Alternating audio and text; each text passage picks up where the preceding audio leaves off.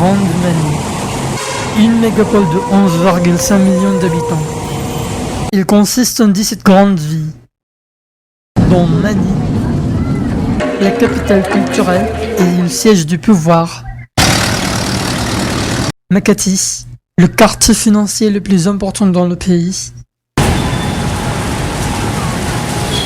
Et Quezon City, la capitale administrative. Ayant une superficie d'à peu près 640 km², c'est la 17e agglomération urbaine la plus grande au monde.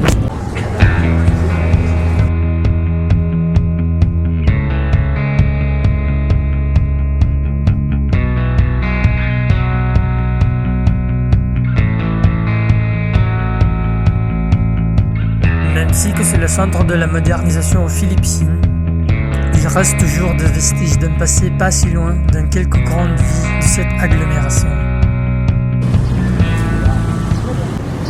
Pendant le XVIe siècle, les Espagnols ont envahi et ont occupé des îles aujourd'hui connues sous le nom des Philippines.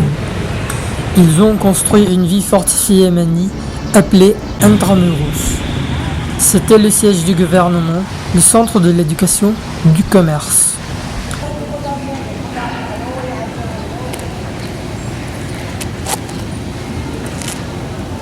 Mais après la Deuxième Guerre mondiale, Mani était la ville la plus détruite au monde après la Varsovie. L'Intramuros a été dévasté. Ce qui restait des édifices originels au présent sont le mur et l'église de Saint-Augustin. La plupart de ce qu'on voit aujourd'hui là-dedans sont des reconstructions et des restaurations. Restons à Mani, mais hors de ces murs fortifiés.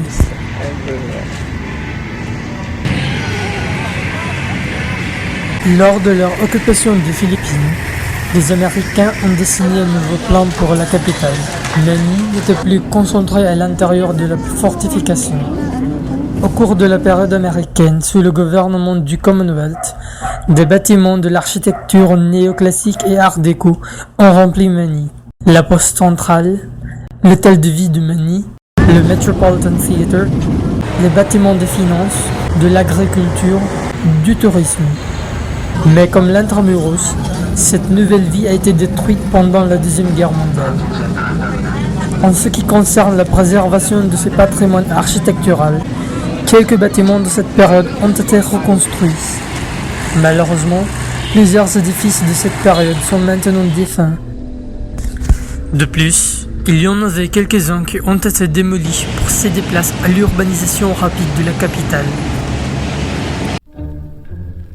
La période suivante, où il y avait beaucoup de constructions et où il y avait un style architectural unificateur, était pendant le régime de Ferdinand Marcos. Au cours de cette période, on n'a pas essayé de modeler le style architectural après ceux qui étaient déjà existants, mais on essayait de créer un style particulièrement philippin.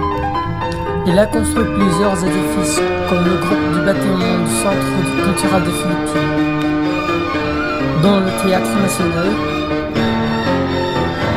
le Centre philippin pour les conférences internationales, le Théâtre des Arts folkloriques, tout ayant un style architectural commun.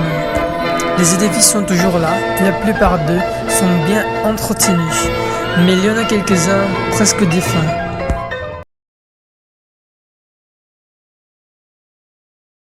Il y avait aussi d'autres dégâts graves apportés par la guerre à Mani.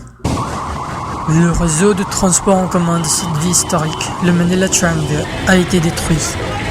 N'ayant aucun moyen pour se déplacer dans la ville, les Maniliens ont recouru aux jeepneys militaires en surplus laissés par la force américaine après la guerre et les ont convertis aux jeepneys urbains. Face au grand problème de l'embouteillage à Mani pendant les années 70, le président Marcos a créé le Light Rail Transit Authority, ou le LRTA, le 12 juin de 1980. Il peut être un système de métro mettre fin au problème croissant d'embouteillage à Mani.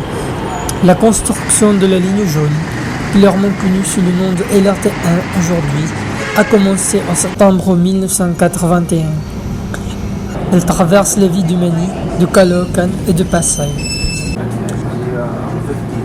Elle a 18 stations au départ, mais on est en train de terminer la construction de l'extension au nord du LRT1 qui va le connecter directement à la ligne bleue, le MRT3, et qui à son tour traversera Quezon City. Après la construction, le LRT1 aura 3 nouvelles stations, et une parmi lesquelles servira comme station commune pour le LRT1, le MRT3 et le MRT7 d'avenir. La construction du MRT2, où la ligne pourpre a commencé pendant les années 90. La ligne entière a commencé d'être opérationnelle en 2004. Elle a 11 stations situées dans les villes du Mani, du Quezon City et de San Juan. Hors de Mani, des quartiers d'affaires ont commencé de se développer. Le quartier d'affaires d'Ortigas, de Macatis, du Taguig. Tout cela sont au long de l'Edsa, un des boulevards les plus longs du pays. Ces quartiers d'affaires contribuent à l'embouteillage par cette route. Pour désengorger l'Edsa, le MRT3 ou la ligne bleue a été conceptualisé pendant l'administration Ramos. Il traverse aujourd'hui l'Edsa de North Avenue Quezon City jusqu'à Taft Avenue Mani et il consiste en 13 stations.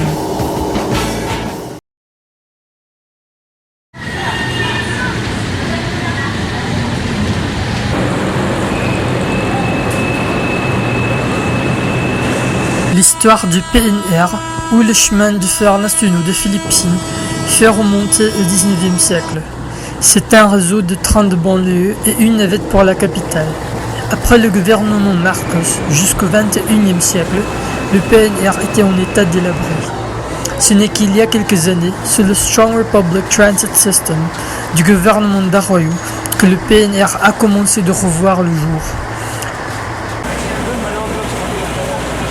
Des trains délabrés sont remplacés par des nouveaux trains climatisés et spacieux. L'entièreté des rails du réseau sont en train d'être tout modernisés.